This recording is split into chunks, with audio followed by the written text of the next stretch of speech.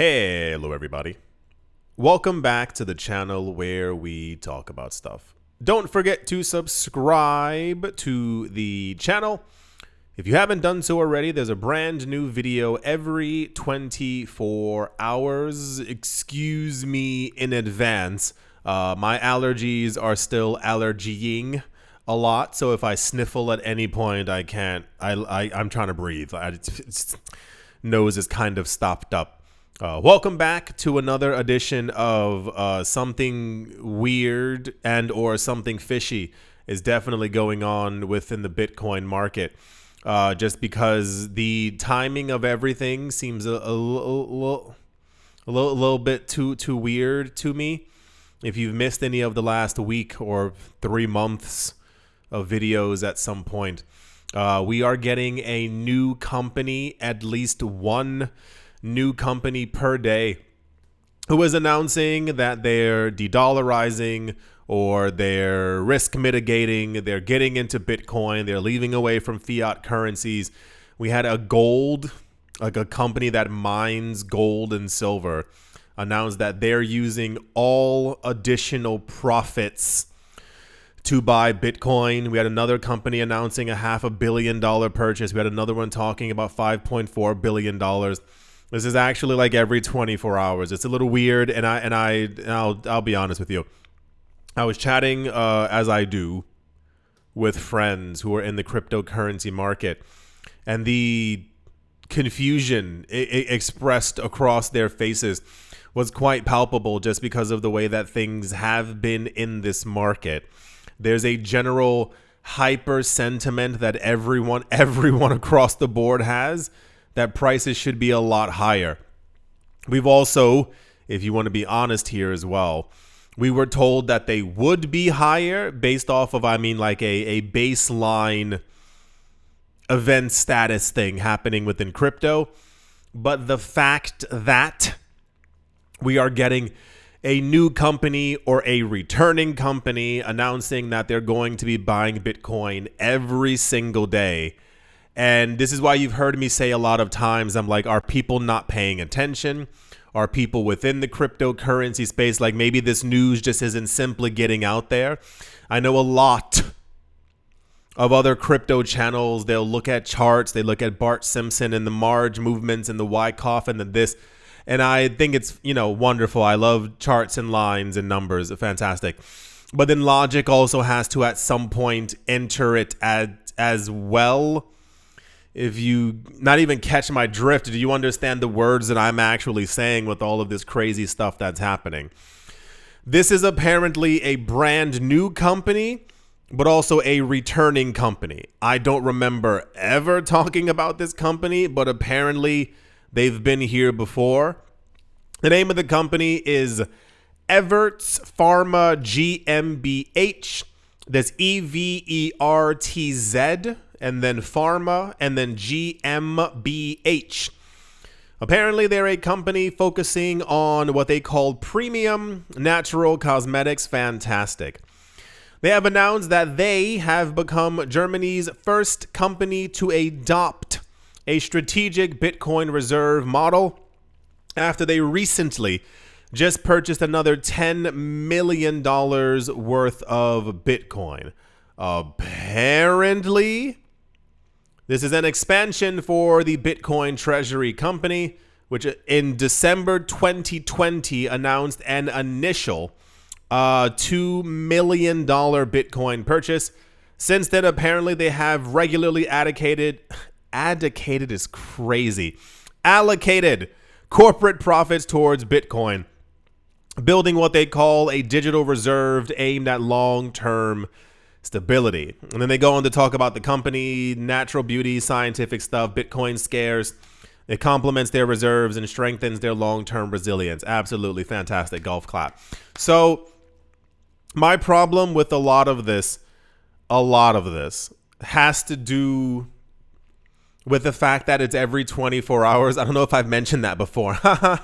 So years ago, we would have gone bananas for any kind of news like this. We didn't have any relative level of consistency within the cryptocurrency space or news a number of years ago, because we were constantly told by companies and institutions that we were garbage. You know, remember? Guess what? Guess who has thousands of videos about this exact topic years ago? Everyone was like, we don't want to touch crypto. We're not in crypto. No one's buying crypto. Bitcoin's garbage. Remember blockchain, not Bitcoin? I remember, because that was constantly all over the place. But to see this happening every day is a little weird. And I mean, if you've been here for even a couple of years on the channel, you know what I'm talking about. 2024, we didn't have news like this. Nonetheless, 2023 or backwards anywhere in time. Oh, also now listen, I'm going to try and make this as easy and as logical as humanly possible. Do you remember, I want to say last summer, there was a big thing where we found out that Germany, China, the United States, blah, blah, blah, blah, blah, blah, blah, all held Bitcoin of some sort. This was a news revelation to a lot of people, because people don't read. People don't look through history. They don't care to know anything. That was around the same exact time when we heard again that China had not banned Bitcoin. And I was like, I've been saying that since 2017. China never banned Bitcoin. What's banned is using Bitcoin as legal tender, going into a store and buying something with it. Same exact thing with Bitcoin mining. It's not banned. You have to have paperwork. You have to go through the government channels to be able to do it. And that's namely because years ago, you can find old articles. There was one famous story of this classroom where all the students were like, it's loud every day. Why is the classroom so loud? There was an adjoined connecting classroom that just wasn't in use. And their teacher was mining Bitcoin in the other classroom, and the school was having blackouts and all these other problems. So you have to have paperwork. You have to go through proper channels to be able to do it. Backing it up a tiny bit, as this is a Everts Pharma GmbH is a German company. There was a big hubbubaloo, bababaloo, summabaloo last summer where it was announced that Germany was actually selling their Bitcoin. Let me try and give you as much logic as possible, then we can all move on with our lives.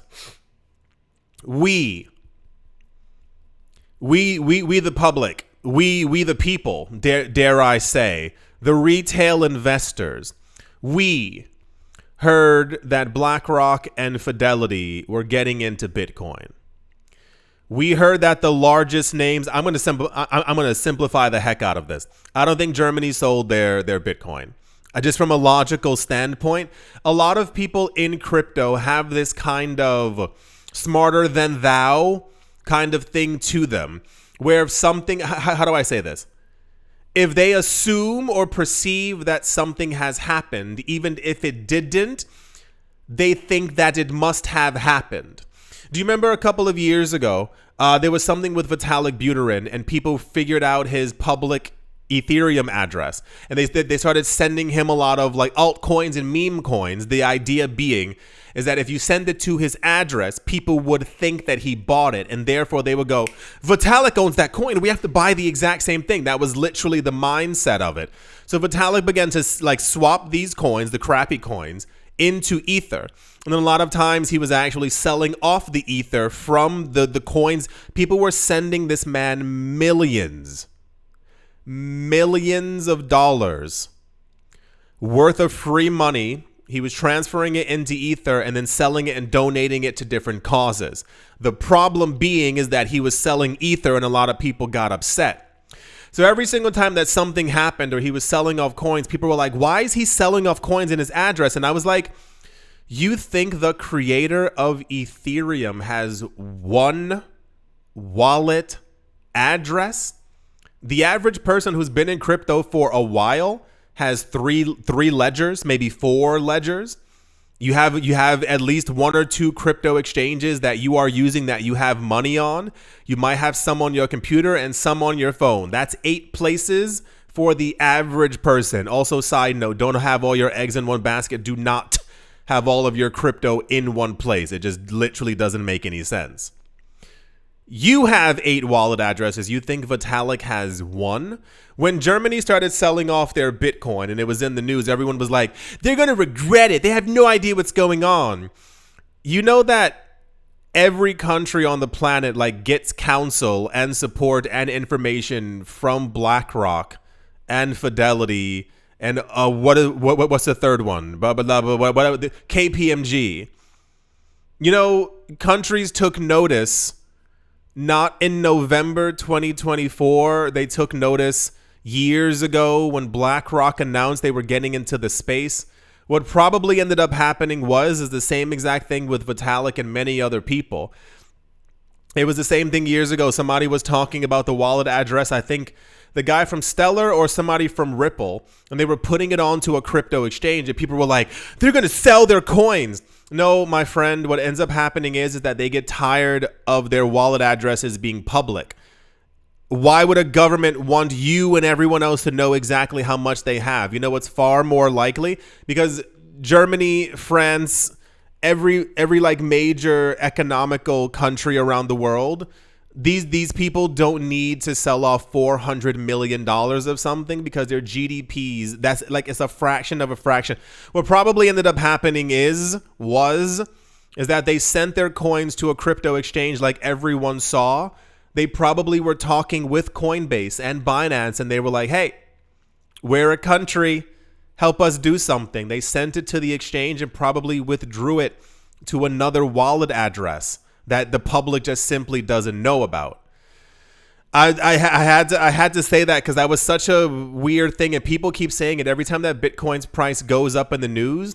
Someone on Twitter posts something and they're like, I bet they're feeling pretty dumb now. And I'm like, do you not understand how money works? No, many people don't. Like, actually, they don't understand how any of this works. It's kind of like, I said this before, like whenever you watch any like a Disney movie or any movie at this point, and there's always a thing in the movie where like there's like a really rich father and a really rich family. They live on this gigantic mansion.